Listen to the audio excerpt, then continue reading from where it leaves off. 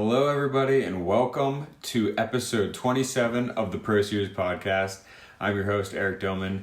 This episode, I chat with furniture designer and interior designer, Gary Hutton. Gary Hutton gives me a little bit about his background, how he got into the business, how he goes about making his furniture, and a little bit about his other creative hobbies that he's into. Make sure you check out Gary Hutton Designs. And again, make sure you subscribe, rate, and review the Pro Series podcast on wherever you listen to podcasts. But now, it's time to start episode 27 with Gary Hutton. Hello. Hey, Gary, how are you? I'm good, thanks. We all set up here? We're perfect. Great. Very cool background. That's what you're talking about on the phone. Yeah. Yeah, my books. All design related? Pretty much. Really? Yeah. Okay. Very cool. Pretty much. There's a few up there that are about fashion, and then there's a few cookbooks in the corner, but yeah.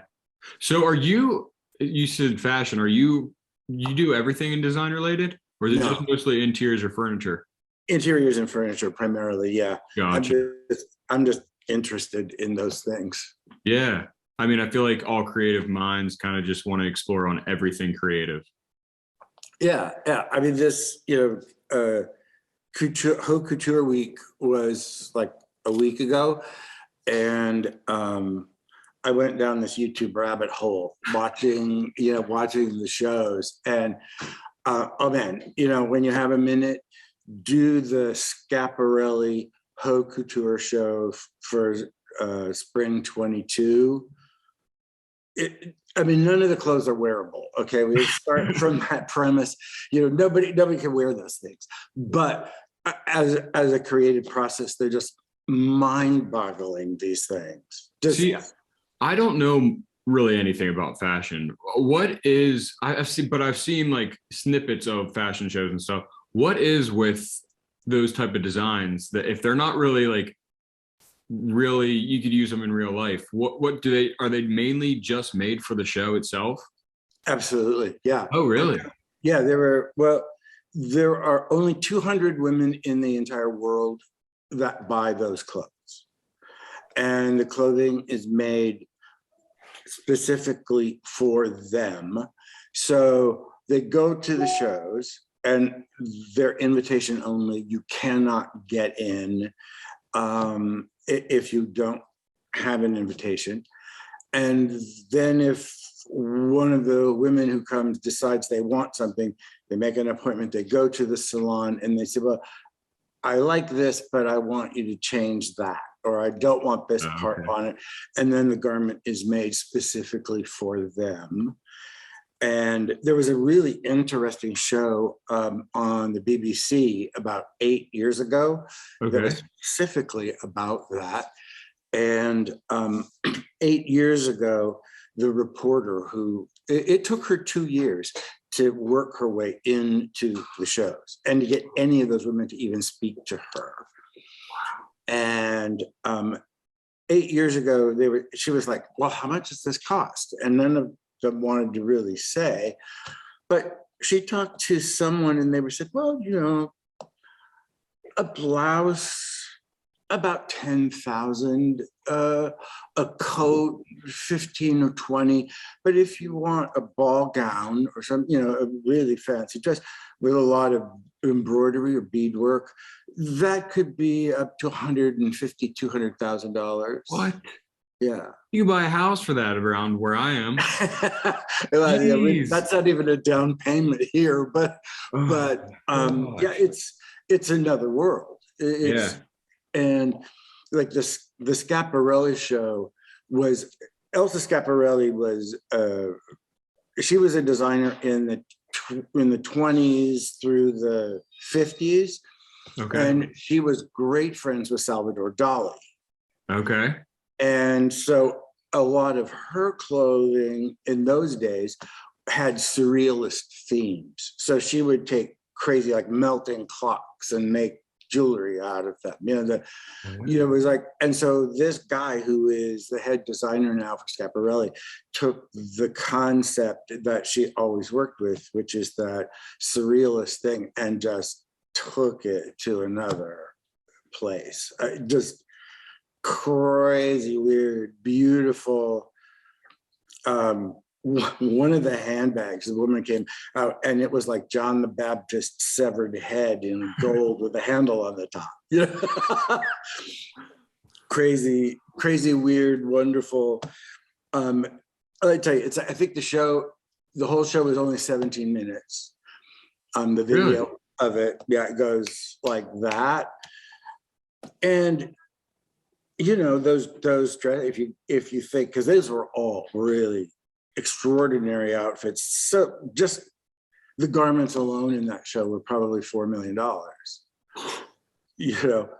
Bigger brands like Dior and Chanel and those they use that as a loss leader to boost up the image of their perfume and scarves and things that most people can buy if they really wanted to.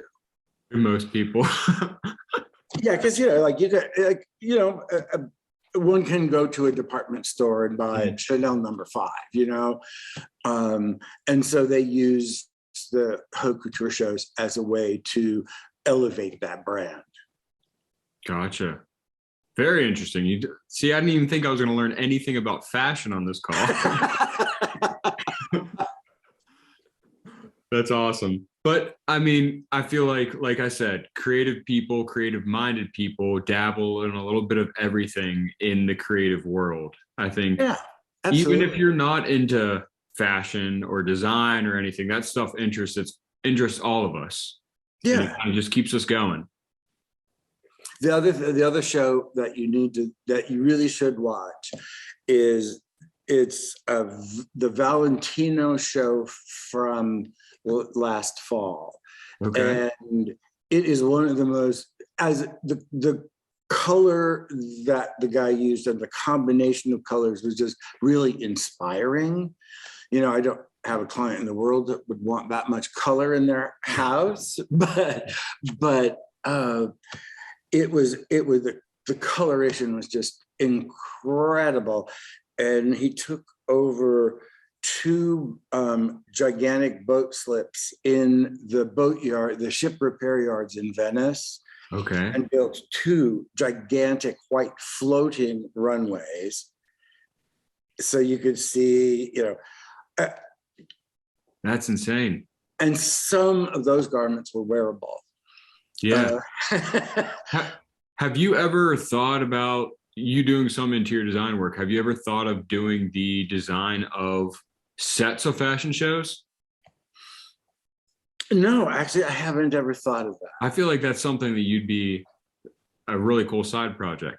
It would well, some of these things are really fun, and the videography of it all was really quite amazing. The Valentino spring summer that just happened was shot in a big fancy building, probably in Paris. Mm-hmm. And the camera was at the top of like a 3-story staircase. And so you were seeing the models, their heads going down and then they were coming back up and going down at the same time. And then they would walk through a salon with a bunch of people. Wow. It really interesting. There's a movie called Dior and I that maybe 5 years old, and it was when Raf Simons took on the head of Dior, and it followed him from his first day at work up for a year up until his first show. Wow. And then what that show was and how they went about it, and it was really fascinating because he is Dutch and he doesn't speak French, and so the women in the couture house didn't have much respect for him at the beginning, and he had a really hard time because if he didn't speak French, they felt that he couldn't possibly know anything. Mm-hmm. And you got to see how these women worked and men, and what went into some of those things. It is just like mind-boggling. Hundreds of hours, one bead at a time, being sewn on these garments. Just crazy. Couldn't imagine it. Could You not know, imagine that. I try to, like I try to take some of that information and use it wherever I can. I did a project a few years ago for Sandra Jordan, and she has a line of alpaca textiles. Okay. You were familiar with Sandra Jordan alpaca, but she's a really interesting character. And she is originally from Peru. Okay. And was, a child of diplomats. And so she lived in Paris, she lived in, and ended up settling here in California and marrying into the Jordan winery family in Healdsburg.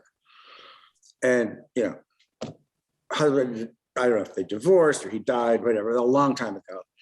And she decided that she needed to get back to her country. And so she started this business manufacturing and importing Prima alpaca textiles for interior design. Wow. And so, and it's lovely because like 10% of all of her sales go towards building sustainable housing for the herders because they're still nomadic.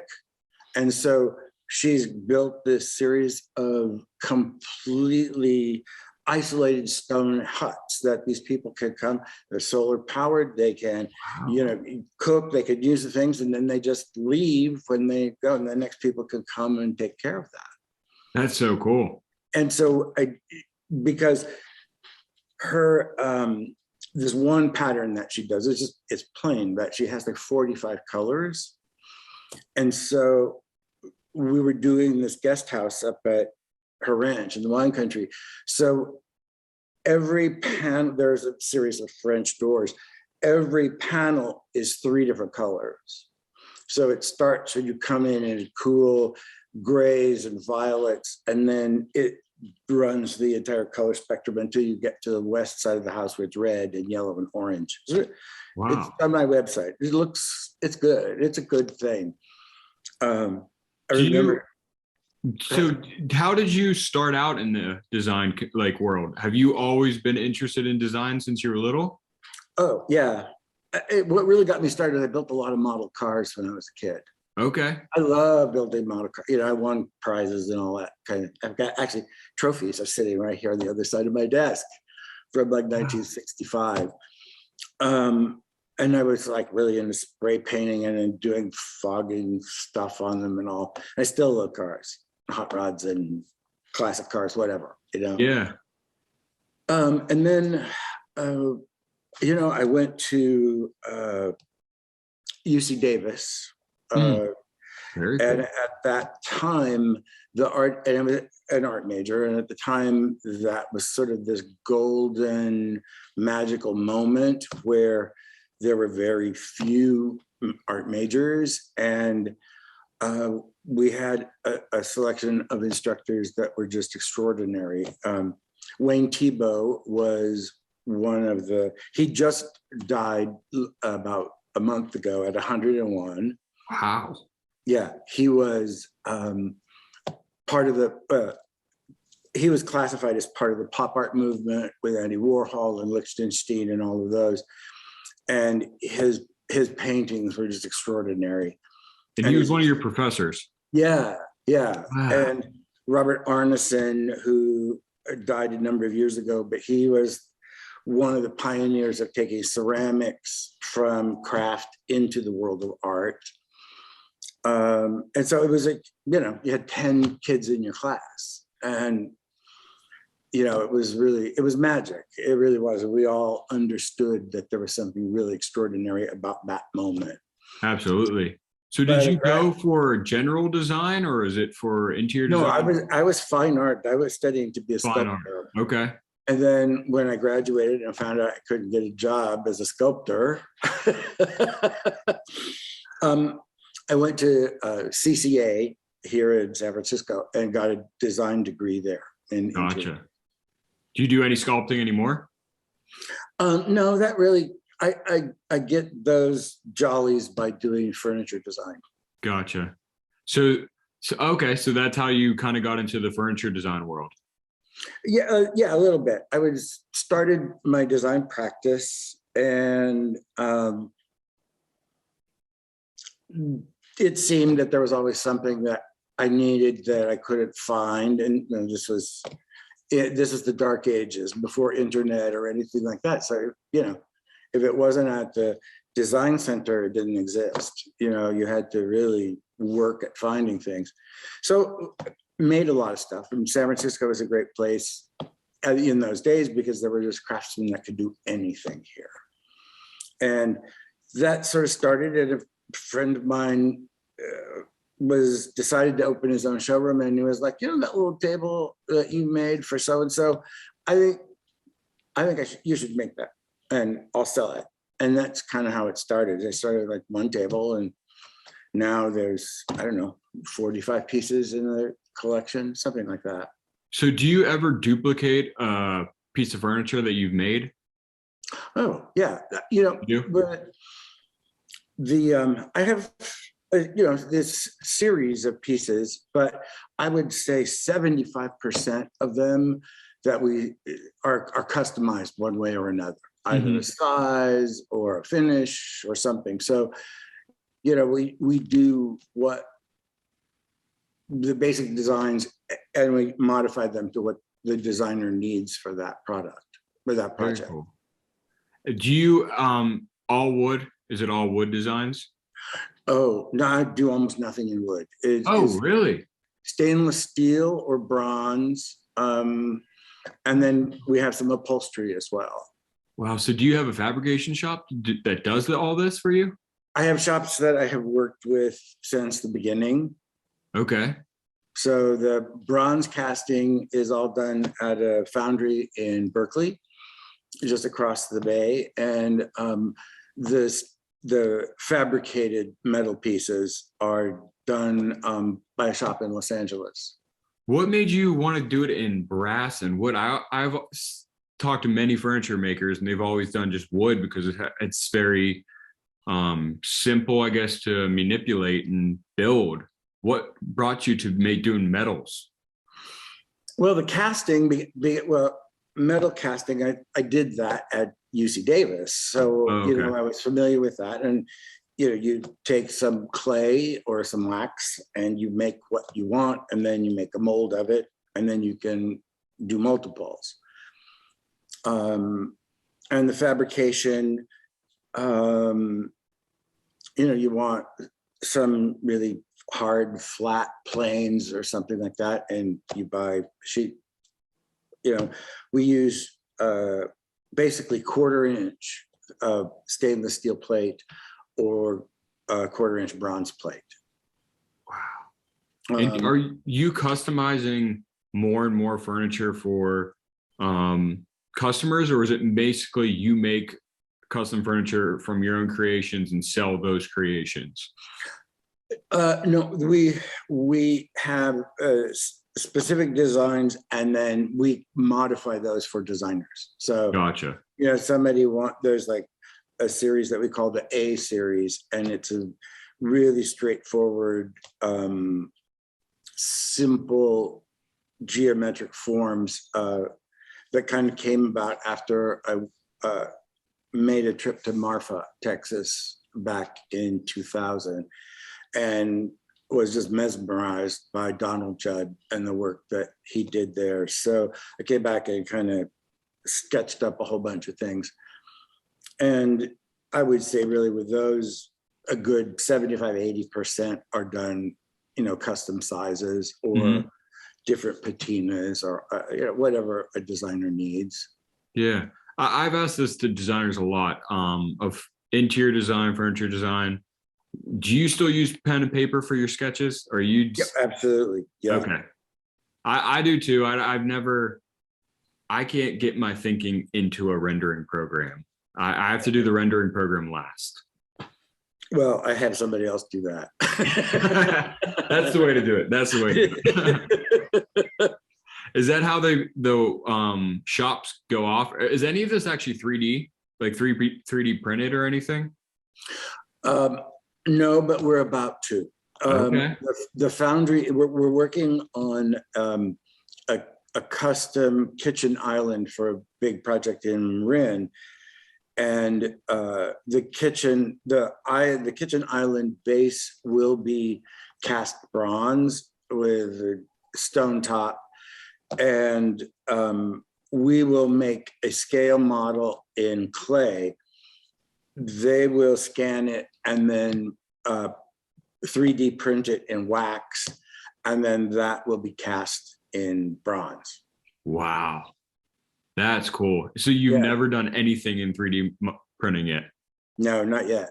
Okay. That's always fascinating me. I have never done it, but it's always fascinating me from that, because I mean, I've seen houses being built in 3D printers now. Yeah, isn't that crazy? It is. I mean, I just thought it like it was a no-brainer for furniture. They're building a whole entire house. Well, there's so many interesting new ways of going about things. I had an employee for about 3 years. I hired him right out of design school when I saw his senior thesis, and it was fabricating furniture out of fungus. So he actually grew the furniture. What? Yeah.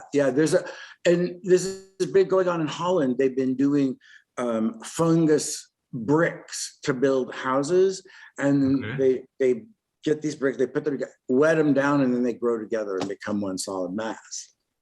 And you plaster over them, and then at the end of the thing, it's compostable.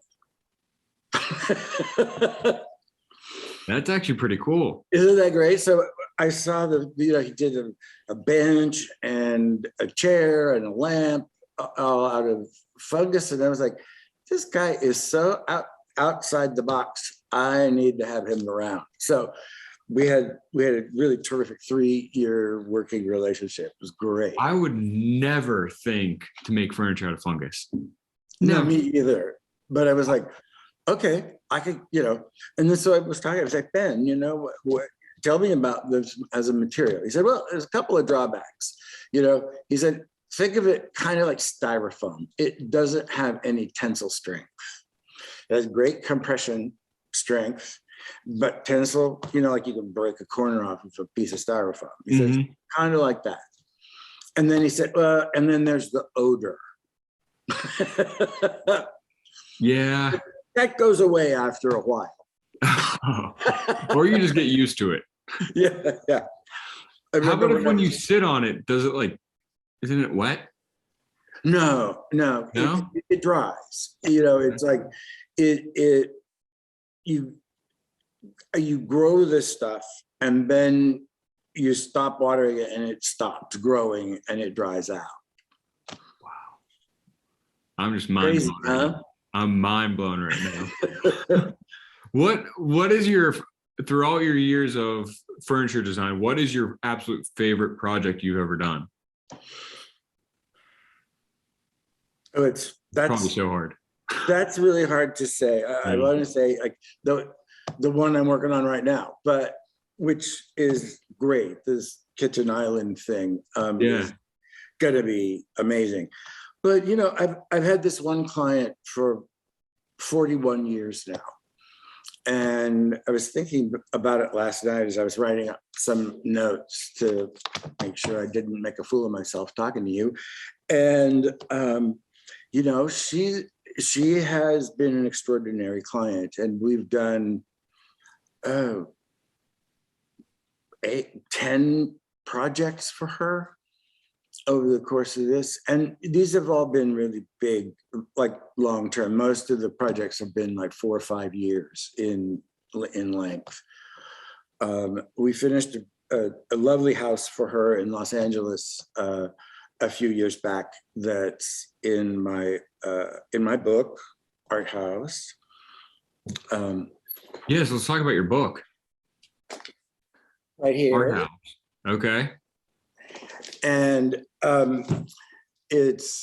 she is a really astounding person. She is a serious contemporary art collector, and was listed as one of the 200 most important art collectors in the world for like 17 years running by Art News magazine. And she's very serious about it. And her collection is really quite extraordinary. So she's really kind of open to, new things, crazy ideas. In the LA house, in the media room, she wanted that room to be completely acoustically isolated from the rest of the house, so that when the grandkids came over, they could watch movies or play video games and not disturb her, close the door. And so the room, nothing in that room really touches the rest of the house. So all the walls are isolated from all of the others with rubber fastenings. The floor, so there's no vibration that can transfer through the floor. And in order to ensure that, I was gonna, it started out, I was like, oh, we'll upholster the walls and that'll be nice. But the acoustical engineers were like, no, not good enough. So we did a bunch of research and we found this company in New York that does custom made brushes, like scrub brushes. Okay. And they do them in panels. So we covered all of the walls in panels of custom made brushes. So the walls are about that thick. I mean, the brushes are about this thick. And it's not quite as good as all of the foam triangles that you see in recording studios. Yeah. But almost. It's just a step below that. But it probably looks nicer than those styrofoam or those foam panels. It's really cool. Do I have a sample close by? I don't think I do. But it's so cool. Yeah. I love to explore oddball materials and to use things in an unusual way. So that we did that in the media room. We did. She has a condominium at the Four Seasons here in San Francisco, and that was really more about conceptual art. So, and she's never even spent the night there, So, she called me up one day and said, "Sweetie, I bought this wallpaper at Christie's from an artist named Robert Gober, and Robert Gober is he represented the United States at the Venice Biennale one year." And the wallpaper let me start by saying his work is all about the power of the banal. And there's really nothing more banal than vinyl wallpaper, right? I mean, So, but his paper is called Sleepy Man, Hanging Man. And it's a drop match pattern, like 8.5 by 11 drawings of a blonde guy just from the shoulder up, head sleeping on a pillow. Okay. And then the next image is a black man who's been lynched hanging from an oak tree. And it's visceral stuff. And yeah, it really, wow. And she said, so I want to use this in the powder room. And I was like, okay, well, the powder room has to be about confrontation then, as a concept. And there was only enough of the paper to do one wall. So what we did in that room was there's one wall and we put the door into the powder room that opened against the paper. It's a glass door. Mm-hmm. And then we installed a window into the living room on the other side. So the powder room is completely transparent. And you can see right through it. And the other three walls are stainless steel, floor to ceiling. And we put in a stainless steel prison toilet and this Italian sink that's just a white box that sticks out of the wall. And when you go in, there's no way you can use it because people can look right through it, right? Okay. And so when you latch the door, the glass goes opaque, and it's that plasma glass. Okay. Yeah, I've seen that. And so it goes opaque, but then what happens is the lights come up brighter, and there's a puff of kind of cold air. So you've like lost all control of your surroundings. And it's really quite an extraordinary experience. Whoa, dang. I think if you take anything from this call, I think you need to make a documentary on your experiences and then also the casting process of making a furniture piece. I think that would be so cool to see.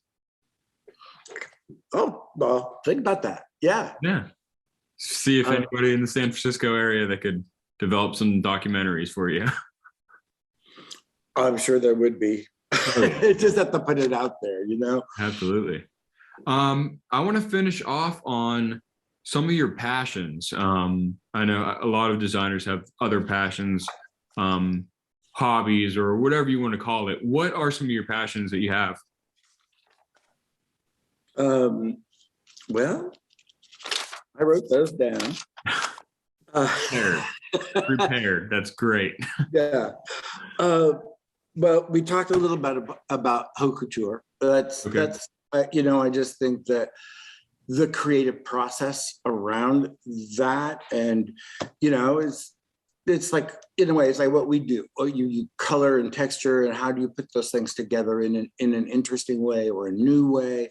Mm-hmm. So that's one, and it's like Valentino Schiaparelli and Givenchy are the ones that really, well, the companies have the money, so they can do these extravagant productions. And there, about 4 years ago, there was a Givenchy, and it was the first year that this new woman had taken over the couture house. And it was in a formal garden in Paris, you know, with the trimmed trees and the gravel paths.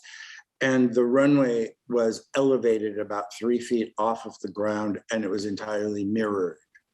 So the models came out and they were walking on the clouds in the sky. That's cool. Magic. It was just absolutely magical. That's really a simple thing, but so effective. Oh yeah. That reminds me, there was a designer here in Pittsburgh a couple years ago, made mirrored toe kick on an island. So it made like the island look like it was floating up in the air. Oh, that's a great idea. Yeah. Mixing of these materials can make a huge difference in the design. It's all about the details. Yeah. Another one of my passions is jewelry, and I really don't have any. But jewelry, are you making it or just researching it, looking at it? Yeah, and you know, seeing what's being done and knowing. And there's David Webb was an American jeweler. He was really big in the 60s and 70s. Jackie Kennedy wore his enamel gold bangle bracelets, and his work, it was just crazy, you know, like extravagant use of big stones and bright colors, and you know, he was really quite an amazing talent. And then there's an American that moved to Paris, and the jewelry it's JAR, which are his initials, but he is by all reputation a complete curmudgeon, and just you know, his store is open by appointment only, and getting an appointment is really hard. And it might be an apocryphal story, but the story goes that Anna Wintour from Vogue magazine showed up at his place, and he lives above the shop, and like without an appointment, knocked on the door, and he was like so incensed he dumped a pot of water on her. Go away. Yeah, he's nuts. I think I might even have, do I have a jar book here? I must have taken it home. But he was, yeah, and he would do things like really, really tiny paved stones. And there was a pair of earrings that he did were raspberries, and they were the size of real raspberries. Mm-hmm. And each lobe on the raspberry was a faceted garnet, that hung on little bronze leaves. It just like, he did another pair of earrings. One was a carrot and the other one was a radish. Wow. Just there's, well, the saying that I made up that expresses, I think, what I'm talking about is that there's only two kinds of people in the world: the ones that love sparkly things and the ones that won't admit it. Hey, I mean, I think I like sparkly things, just not if it doesn't have glitter on it. I'm not above glitter, No. but I have a painting by a local artist, and all she uses is glitter. Oh man.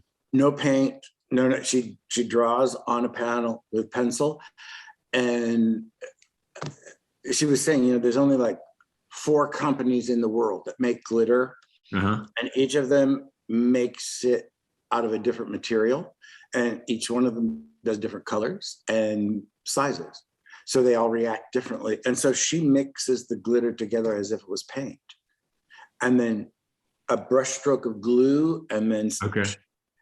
and so the piece that I have is, it's like 8.5 by 11, maybe a little bigger, and it's quite extraordinary. It's a man who has fallen off the mast of a sailing ship, and he's in the ocean at night drowning. So you only see his head, and everything, the rest of it's black, but you see the turning water, you see it. Extraordinary. Crazy. Does she seal it? Because I feel like my worst part about glitter, it just gets everywhere. I don't know exactly how she puts it on, but I've had this piece 4 years. Okay. And I'm clumsy, and I knock it off the wall every once in a while, and nothing ever seems to come off. Okay. I feel like those Christmas cards are the wrapping paper with the glitter. No, I banned that stuff from my house. Yeah. The only way to get rid of it is like burn down your house. Yeah, it's true. It's true.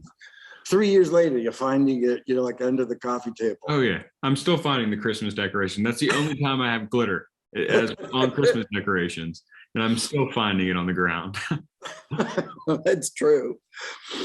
Well, Gary, Elsa Peretti was the other jewelry designer that just really, she had just such an incredible vision of things, and her wild and crazy stories with Halston and all of that, Studio 54 and all of that craziness in New York in those days. Wow. I don't think I've ever met anybody that's been this well-rounded in the design world. Oh, Like furniture, art, fashion, cars, all of that. That's crazy. it's, it's really what I love. Yeah. And Sounds like it.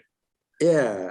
And then, cooking and tabletop are sort of the other parts of me. So I got started cooking back in college days because UC Davis was in the middle of nowhere.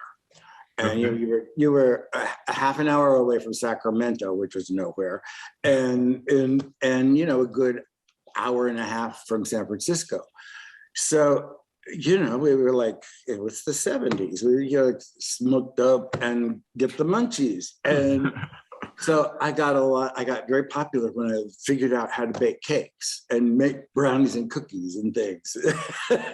And so that just kind of developed, and it's a hobby. And, I really, and actually my very first real interior design project was doing a small restaurant here in town.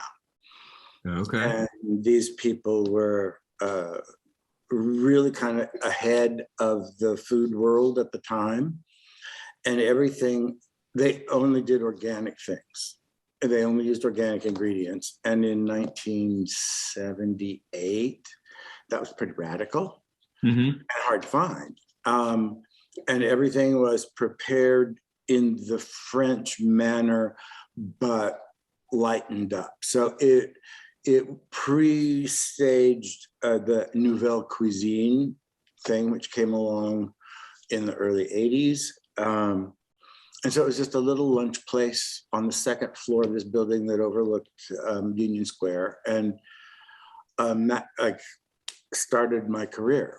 And the first project that I ever did got published in Interior Design magazine. And Crazy. here we are. How did that come about? How did you get into the Interior Design magazine? Well, the restaurant was a huge hit with the fancy ladies at lunch, and then also sort of the design world people. So Charles Feaster, who was the head of interiors at Skidmore, Owings and Merrill, was there once a week. Orlando Diaz-Esqui, who just was inducted into the Interior Design Hall of Fame emeritus. He was there every week. So there was all the design world. I was very lucky in that I got that kind of exposure right off the bat. And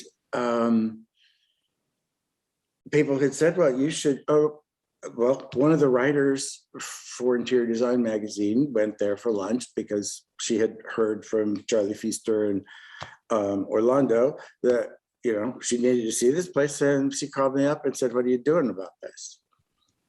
I was like, well, what should I do? And she was like, get a good photographer. So the owners of the restaurant were really great. And we hired Jaime Ardeles, who at the time was the photographer. And he flew out from New York and took the pictures, and it was Interior Design 1979. Wow. Do you have that framed up in your house? No, but I have a copy. Okay. And then I founded my firm in 1980. Are you so you have your own interior design firm, or is it okay? Is that part of the furniture company as well? Yes. Okay. Do you have your own showroom in San Francisco? No, I'm represented at Hutton, which is a multi-line showroom here. Los Angeles at Thomas Lavin, and in New York at Profiles, and Seattle at Trammell Gagne. So does that mean you're doing work all around the country? Well, on a good year, we're shipping furniture all over the country. Wow, I mean, I've worked around the country. I've done work in Texas. I've done work in Maine. I've done work in Oregon and Nevada. It's mostly local, but I've got a project coming up in Los Angeles soon. So that's crazy. It is kind of crazy. And the other thing is like in relation to the cooking and stuff, it's like what's on the table is really important to me. And it's part of, again, that whole sculptural thing and background. And like, I very recently acquired a set of flatware by a Los Angeles silversmith named Alan Adler. And he worked in the 50s, 60s, 70s. And when I was doing student apprenticeship at Gump's, I would like walk by the silver department and go, one day. And, it's just such a pleasure because it's all made by hand. And, if you believe in, the sort of Zen principles that the person who makes it puts part of themselves into that, you kind of spiritually feel that someone put their heart and soul into that for you to use. So absolutely, that's really important to me. Absolutely. Well, this has been awesome. Gary, thank you so much for taking time out of your busy schedule. to come on here. I want to make sure everybody follows you at Gary Hutton Design and goes onto your website at www.garyhuttondesign.com. And I hope we stay in touch. I hope you find someone to do this documentary because I want to see it. Okay. I'll see you on my end if I could help out on anything. Okay. This has been great fun, Eric. Thank you. Yeah. Well, thank you so much, Gary. You are so welcome. Thank you. And just, shoot me an email when it's coming up. Absolutely, I will. Take care and keep in touch. Okay, Eric, thank you. Thank Bye. you. Bye.